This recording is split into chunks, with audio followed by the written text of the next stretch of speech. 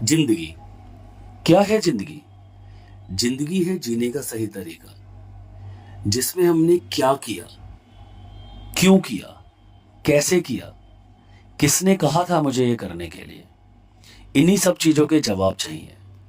नमस्कार दोस्तों, मैं जितेंद्र चौहान लाया हूं एक नई कहानी, जिसमें आपको जिंदगी में क्या क्या हो सकता है उसके बारे में बताता हूं। एक बूढ़ा इंसान मरने की लास्ट स्टेज पर होता है और अपने बेटे को एक चांदी के सिक्कों से भरा एक थैला देता है और एक मंत्र बोलता है उसके कान में, जो कि 4 अक्षरों का होता है, और बोलता है कि इस थैले के खाली होने पर अगर तू ये मंत्र बोल देगा तो तेरा थैला दोबारा चांदी के सिक्कों से भर जाएगा। और उसके पिता का कुछ टाइम के बाद देहांत हो जाता है।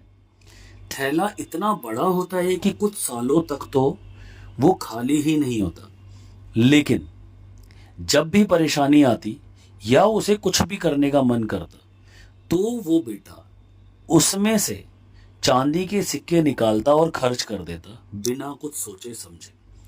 टाइम के साथ साथ उसका थैला खाली हो गया और उसको पैसे चाहिए थे, क्योंकि अब जिंदगी जीने के लिए उसके पास कोई भी पैसा नहीं था, यानी कि कोई चांदी के सिक्के नहीं बचे थे।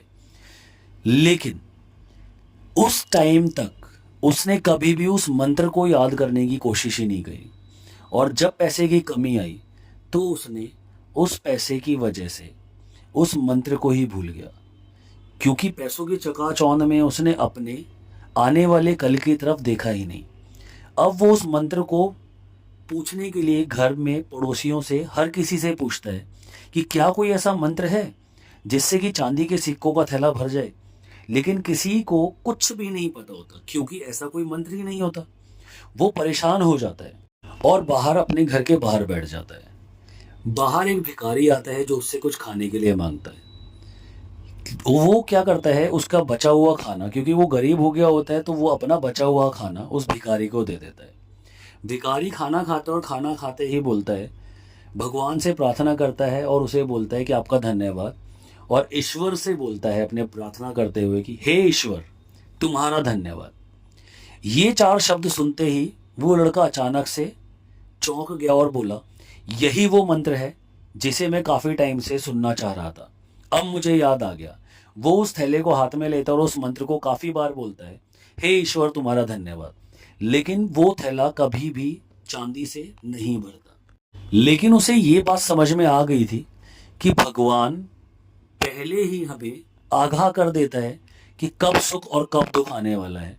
इसलिए हमें उस दुख के टाइम पर ही अपने अच्छे टाइम को जब आए तो उसे भूलना नहीं चाहिए, क्योंकि ज्यादा सुख की लालसा उसके पास उतना भी नहीं छोड़ती जितना उसके पास होता है।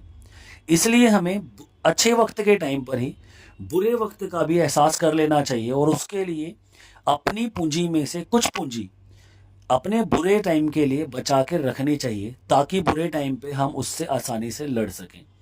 यानी कि पैसों की जरूरत इंसान को कब पड़ जाए किसी को कुछ नहीं पता होता। तो इस कहानी से हमें ये शिक्षा मिलती है कि हमें पैसों पे कभी घमंड नहीं करना चाहिए। जब जितना पैसा हो उसमें ही हमें एक अपना सर्वाइवल करना चाहिए, ताकि हमें ज़िंदगी अच्छे से जीने का सही तरीका मिल सके। धन्यवाद। अगर मेरी इस वीडियो से आपको कुछ भी अच्छाई मिली हो तो इस वीडियो से लाइक करें, कमेंट करें, शेयर करें, और आगे के लिए बने रहें। धन्यवाद।